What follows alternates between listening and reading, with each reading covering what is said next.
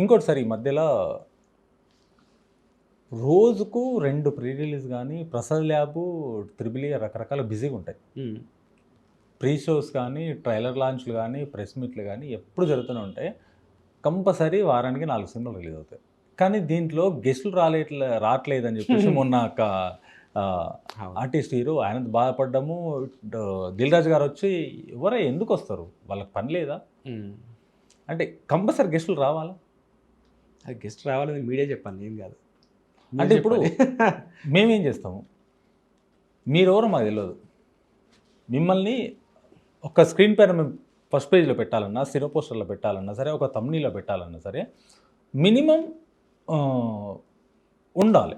అదే చెప్తున్నా, జనాలు గుర్తుపట్టేంత వరకు మినిమం ఉండాలి. మిమ్మల్ని సడన్గా తీసుకొచ్చి పెడితే మాకు యూస్ రావు. మేము మీ అక్కడ వచ్చి చెయ్యాలంటే 2 గంటలు మీకోసం అక్కడ ఉండాలి. అది అయిపోయిందా, మా ఎడిటర్ వచ్చిన తర్వాత 2 గంటలు చేయాలి, గంట సేపు చేయాలి. 2 గంటలు రష్ వచ్చిందంటే 4 గంటలు 5 గంటల టైం పడుతుంది. ఎస్సీఓ చేయాలి, థంబ్నెయిల్ చేయాలి, వీటన్నిటి వర్క్ ఉంటుంది. మళ్ళీ హాఫ్ డే వర్క్ చేయాలి. మేము వర్క్ చేసిన తర్వాత 50 వ్యూస్ 100 వ్యూస్ వచ్చినాయి అనుకో, ఇంకోసారి పిలిస్తే కూడా మేము రాము. దాని బదులు వేరే వర్క్ చూసుకుంటాం కదా. మా స్టాఫ్ ఎందుకు వస్తాయండి? 50 వ్యూస్ ఎందుకు వస్తాయి? ఎవరు చూస్తారు? జనాలు 50 మందే చూస్తారు. ఎందుకంటే ఇది నుంచి మాట్లాడితే మేబీ కాంట్రవర్సీ అయిద్దేమో, కాంట్రవర్సీ కావాలని లేదు. అమరన్ సినిమా హిట్టా ఫట్టా? అమరన్ అంత పెద్దగా ఏం నడవలేదు, మంచి హిట్. ఈ మధ్యలో హిట్ అయిన సినిమా ఏంటి మీ దృష్టిలో? మన భాషలో కాంది, ఈ మధ్యకాలంలో బాగా ఆడిన సినిమా ఆల్మోస్ట్ అమరనే.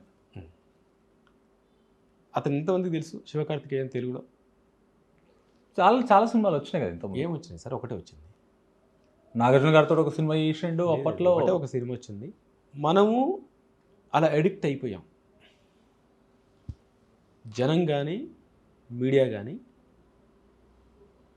ఇప్పుడు ఆ దారిలో నేను నడుచుకుంటూ వెళ్ళిపోతున్నాను అనుకోండి, ఎవరు పట్టించుకోరు, ఎవరో ఒకరే పలానా అతను అనుకోవచ్చు. సుకుమార్ గారు నడుచుకుంటూ వెళ్ళిపోతున్నారు అనుకోండి, 20 మంది వస్తారు. సో జనం ఒక ఇమేజ్ ఉన్న వారిని ఇష్టపడతారు, మీడియా దాన్ని క్యాష్ చేసుకుంటారు. రైట్, మీడియా దాన్ని క్యాష్ చేసుకుంటారు. అయితే ఇంకో కోణం కూడా ఉంది. చెప్పండి. TV9 పెట్టినప్పుడు ఎవరు చూస్తారులే, పొలిటికల్ న్యూస్ ఎవరు చూస్తారు అసలు అనుకున్నారు.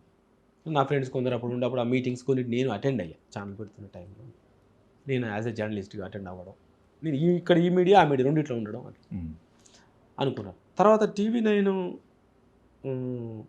ఫస్ట్ టెలికాస్ట్ 4 గంటల టైంలో ఎప్పుడు స్టార్ట్ అయింది, ఈవినింగ్. అప్పుడు అందరం చూసాం. అప్పుడు డిస్కషన్స్ ఏంటంటే మంచి హైప్ చేశారు. ఎంత హైప్ చేసినా ఎలక్షన్స్ దగ్గరికి వస్తున్నాయి కాబట్టి చూస్తున్నాను. TV9 రాకముందు టీవీ సెలబ్రిటీ, సినిమా సెలబ్రిటీ, ఈ ముఖాలు. TV9 వచ్చిన తర్వాత అక్కడి నుంచి నిదానంగా ఒక్కొక్క న్యూస్ ఛానల్స్ వస్తున్నప్పుడు పొలిటికల్ సెలబ్రిటీ, రైట్, ఇంకో రంగంలో సెలబ్రిటీ, ఇంకొక రంగంలో సెలబ్రిటీ. అలా కూడా ఊరికనే పొలిటికల్ సెలబ్రిటీని ఎదురుగా పెడితే చూడరు. దీన్ని ఏదో హైప్ చేసి దానికి ఏదో జిమ్మిక్కులు చేసి చూపిస్తే చూస్తారు. రైట్. ఆ ఓపిక ఇప్పుడు జనాల్లో తగ్గిపోయింది, మీడియాలో తగ్గిపోయింది. మీడియాకి ఏంటంటే కెమెరా పట్టుకొని వెళ్ళగానే చిరంజీవి గారు కనిపిస్తే అమ్మ అందరూ మీరు 100 మంది ఉంటారు అక్కడ. వచ్చిన సినిమా అంటే దానికి మీకు క్రియేట్ చేయాలనిపించదు, వాళ్ళకు క్రియేట్ చేయడానికి డబ్బులు ఉండవు. ఏదో కొత్తదనాన్ని క్రియేట్ చేయడానికి వాళ్ళకి డబ్బులు, ఎందుకంటే అప్పుడు సినిమా అయిపోయే టైంకి వాళ్ళకి సరిపోద్ది, మొత్తం కిందకి వచ్చేస్తుంది. నాకేసి ఉంటారు అప్పటికి చుట్టూ ఉన్న వాళ్ళంతా. సో దీని మధ్యన ఏమైపోతుందంటే సినిమా చచ్చిపోతుంది అంతే తప్ప జనానికి వెళ్ళిపోయింది అనుకోండి. మన నచ్చుతుంది మొన్న అది ఉంది, కమిటీ కుర్రాళ్ళు ఉంది. ఎవరండి సెలబ్రిటీ ఉన్న వాళ్ళు అందులో? సినిమా ఏ రేంజ్లో ఆడింది? మరి మీరు అన్నట్టు పోస్టర్ చూసి వెళ్ళాలిగా, ఇష్టంతో వెళ్ళాలిగా. నిహారిక గారిని చూసి జనం వస్తారండి మార్కెటింగ్కి? 15 కోట్లు ఖర్చు పెట్టింది. అది మీడియాకి, అంటే మీడియాకి మీన్స్ మీడియా రావడానికి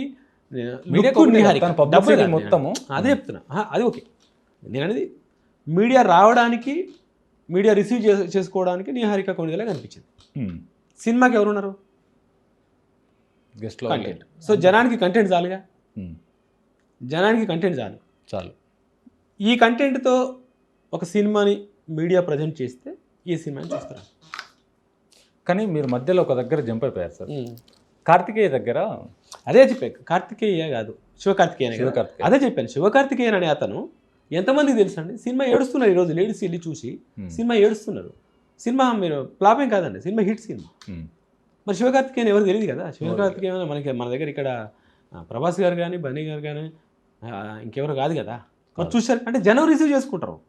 ఇక్కడ సమస్యలు ఏంటంటే ఇక్కడ ఒక హంబక్ క్రియేట్ చేయడానికి, ఒక స్టేజ్ షో అంటే ఉండడానికి ఆ కలర్ఫుల్ లేకపోవడమే, అంతే, ఏం లేదు.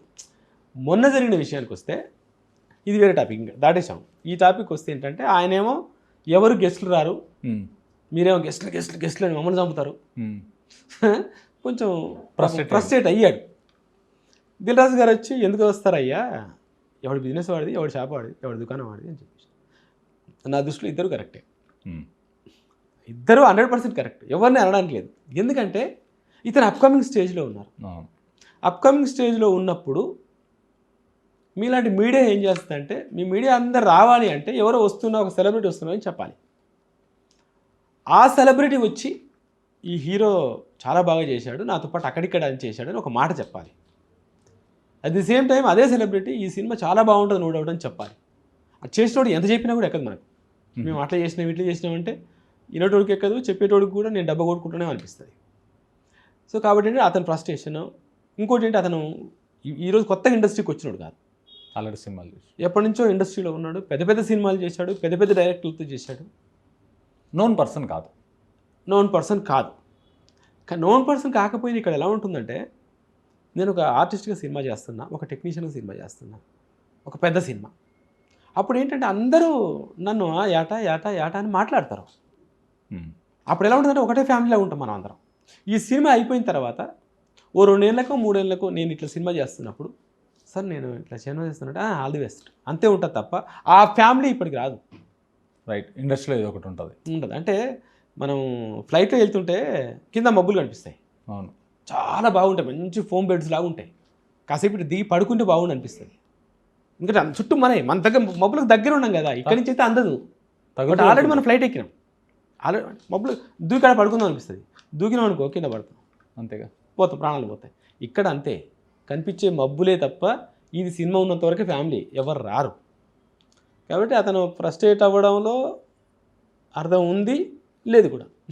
అర్థం చేసుకోవాలి, ఇక్కడ సమస్యను అర్థం చేసుకోవాలి. ఇది రాజుగారు చెప్పినట్టు, రాజుగారు చెప్పింది కరెక్ట్. ఎందుకంటే ఉదాహరణకు రాజుగారే ఉన్నారు, ఓ 10 సినిమాలు లూప్ లైన్లో ఉంటాయి, 10 మంది డైరెక్టర్లు, 10 మంది హీరోలు, డబ్బులు, జనాలు, ఇవన్నిటిని వదిలేసి మీకోసం ఎప్పుడో నా సినిమాలో 10వ సినిమాలో ఒక క్యారెక్టర్ చేశారని రావాలనే ఆలోచన ఆయనకు రావచ్చు, రాకపోవచ్చు.